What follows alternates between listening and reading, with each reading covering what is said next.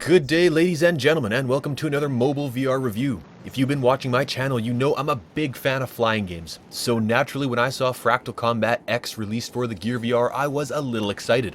Turns out it's no rail shooter, it's a full-on fly-anywhere mission-based aerial combat game, so let's take a look and see if it's any good. Fractal Combat X was released on April 12, 2017 and is currently available on the Oculus Store for $3.99. It's made by Tokyo-based studio OYK Games, which specializes in developing arcade games for tablets and smartphones. OYK Games prides themselves on not using off-the-shelf game engines like Unity and Unreal, which is funny considering how Fractal Combat X looks and controls. This game is also available for free on Android and iOS with ads and in-game purchases. Fractal Combat X is, as I mentioned, a mission-based aerial combat game. I'm sure there's some sort of story about being on different planets and an evil enemy, but let's not waste our time on that. You're given an initial sum of cash to buy a ship and some upgrades to get you started. There are 12 fighters in total spread across 3 classes, plus multiple increments of levels of 5 types of upgrades. That much content is going to take some serious cash to unlock. Luckily, there are 60 main missions spread across 6 planets, plus extra quick and daily missions for each planet where you can earn money. With all this going on, Fractal Combat X will take some time to get through. Yet despite how impressive that content sounds, the missions themselves end up feeling very similar to each other. You enter the combat zone with a goal of destroying a set number of certain types of enemy, and are given 4 minutes to do so. Sometimes you're just taking out basic fighters or ground-based missile batteries, other times you're going up against flying fortress-type aircraft, but the basic mission is always the same. Fly around and destroy X number of these enemy types. You only have one weapon, unlimited missiles that automatically lock onto targets as you look at them. No guns or countermeasures, just the missiles, which makes the game feel a bit thin. Their power and the number of targets you can lock on can be increased with upgrades, but it's still just the same weapon. However, since this is VR, it allows for a neat trick if you're using a controller. You're free to look in any direction while flying, including up, down, and directly backwards. And since you can lock on by looking, you can lock onto enemies in any direction, not just directly in front of you. This lets you circle a target while raining missiles like a C-130, or fire directly backwards at something you flew by. As useful as that is, I'm almost certain it is not by design, but rather an oversight by the developer, and here's why. Remember how I said this game is also available on Android and iOS? Well, it's exactly the same game. This isn't like Gunship Battle 2 VR that was an Android game adapted for VR. Fractal Combat X for the GearVR is exactly the same game as Fractal Combat X for Android. The graphics, the level design, the menu system, even the HUD. The developer has added a VR comfort option, and the on-screen touch controls are absent, but other than that, the game is identical. It's a port with the absolute minimum of work put in, and that's really where this game falls apart. The enemies are bland and the missions are repetitive, but the action and concept could be entertaining enough. Unfortunately, the delivery doesn't do it justice. Fractal Combat X supports both head tracking and gamepad control schemes. Head tracking controls are mapped directly from the smartphone tilt controls. Look to turn or pitch, tap the touchpad to fire missiles, and swipe to boost or brake. But the HUD placement has also been ported directly from the Android version, meaning you can't see the radar, artificial horizon, enemy count, or time remaining unless you turn your head.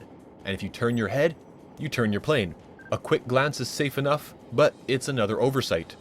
The gamepad control scheme fares a little better, and lets you look all around and lock onto enemies above and behind you as mentioned earlier. You can choose between expert and arcade control schemes, but both feel pretty arcade-like, mainly because the roll and yaw motions are tied together. That's right, this is a flying game that does not support the twin-stick pitch, roll, yaw layout that most flying games do support. It actually handles a lot like the basic flight models in the Unity game engine, despite the studio claiming to only use engines developed in-house. The graphics are a relative high point in the game. The 12 planes are all realistically detailed and textured, which is good because you'll be looking at them a lot from the third-person view, since this game does not offer a first-person cockpit view. Something I expect in most VR games. I mean, that's the point, isn't it? To be immersed in the game? The enemies are similarly detailed, but you won't be getting close enough to them to appreciate it. The landscapes, on the other hand, are quite beautiful. Though they're somewhat monochromatic, they are fully three-dimensional, meaning you can fly through the canyons, craters, and mountains on each map. From deserts to Arctic expanses to moonscapes, each planet is great to look at. Graphically speaking, everything looks like a high-end mobile game, and that's not a bad thing. There's also the option to change resolution, so you can swap graphical fidelity for a little higher frame rate if things get choppy, though it doesn't make a huge difference. I initially loved the heads-up display. I was using a gamepad, so I was free to look at this holographic display floating in front of me. However, if you're using head tracking to play, you won't get to see too much of the HUD unless you're turning in that direction. For as beautiful as the graphics are, there are little things like first-person view and HUD adjustment that would have made it better for VR. The sound is okay. The music sounds fairly generic and forgettable. The menu beeps and chimes are pretty standard.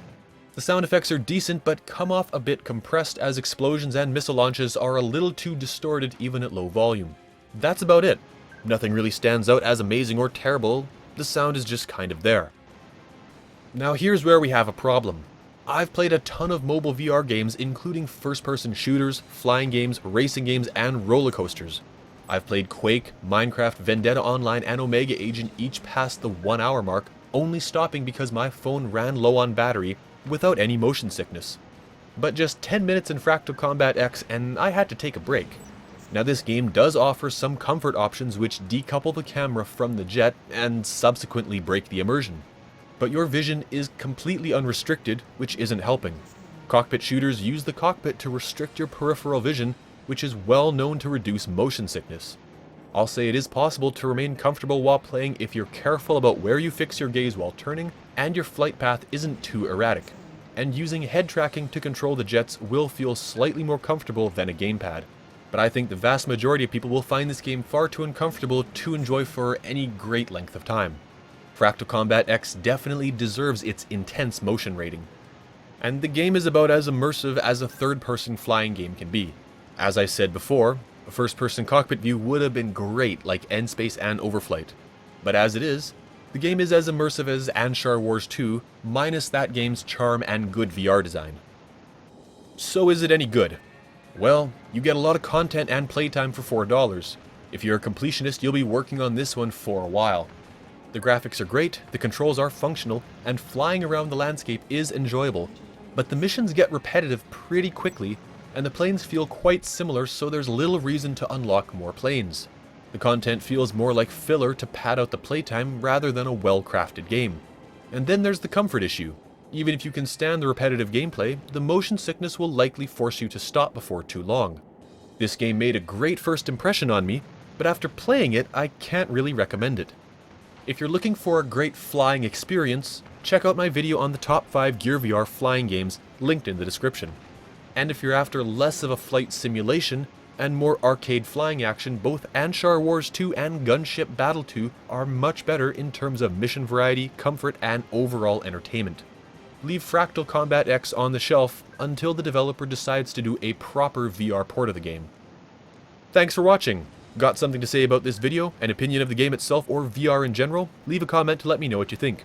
And if you like what you saw and you want to see more of this, hit the like and subscribe buttons. Remember, there's a new video every week, and be sure to check out my other reviews as well. Hope to see you again soon. Bye for now.